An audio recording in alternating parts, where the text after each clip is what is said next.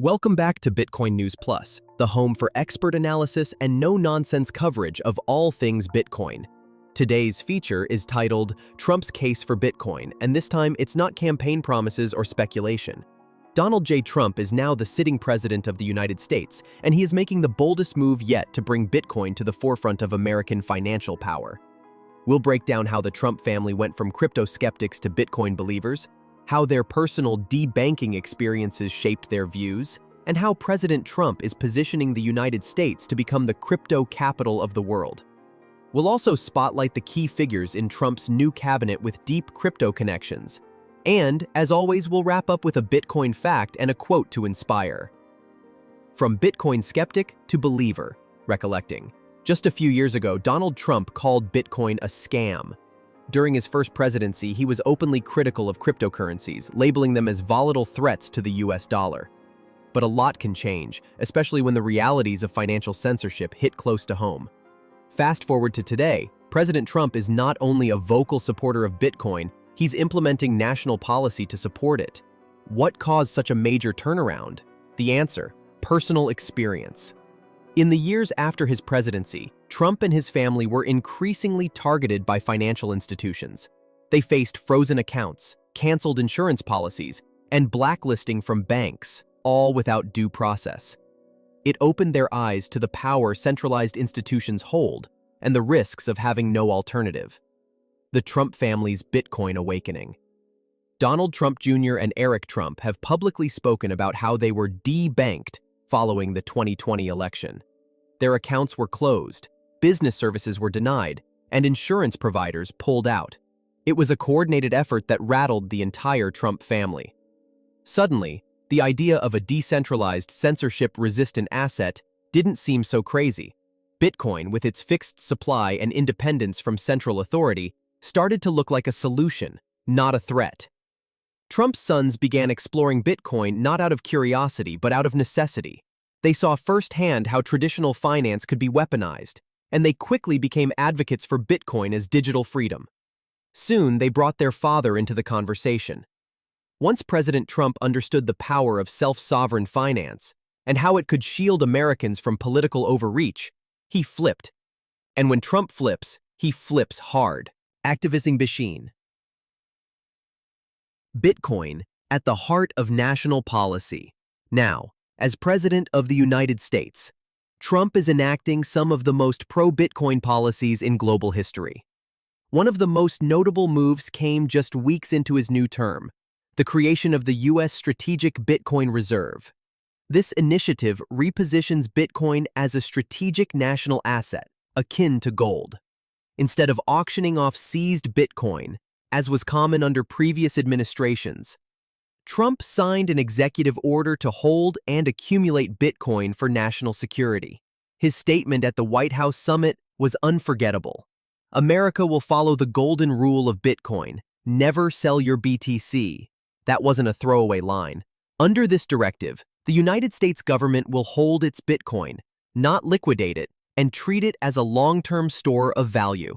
This decision alone has massive implications for Bitcoin's legitimacy, scarcity, and role in geopolitics.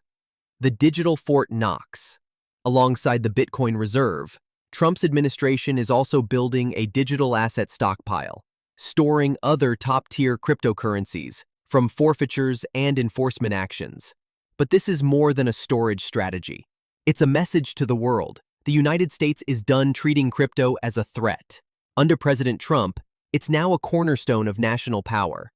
This strategy sets the U.S. up for dominance in a world increasingly moving toward tokenized assets, decentralized protocols, and Bitcoin-backed financial systems. No to CBDCs, yes to Bitcoin. Trump hasn't just embraced Bitcoin. He's made it clear what he's against: central bank digital currencies. He has vowed that there will never be a U.S. CBDC under his watch, calling them surveillance tools ripe for government abuse. This bold stance has energized the crypto community and signaled that his administration isn't looking to replace freedom money with centralized alternatives. It's aiming to protect it. Meet the Bitcoin cabinet.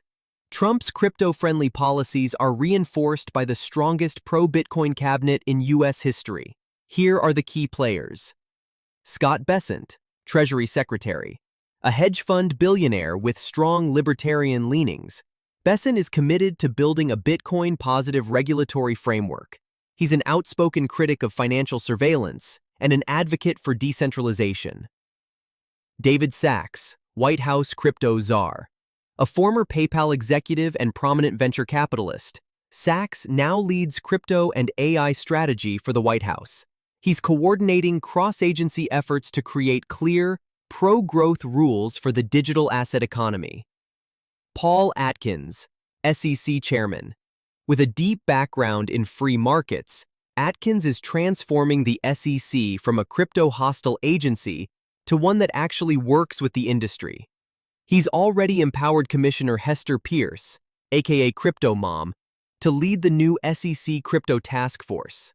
Brian Quintenz, CFTC Chair.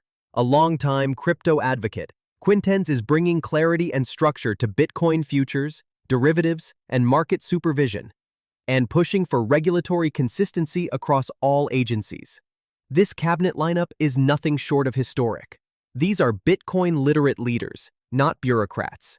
And under Trump's leadership, they're creating a regulatory climate where crypto can thrive, not just survive.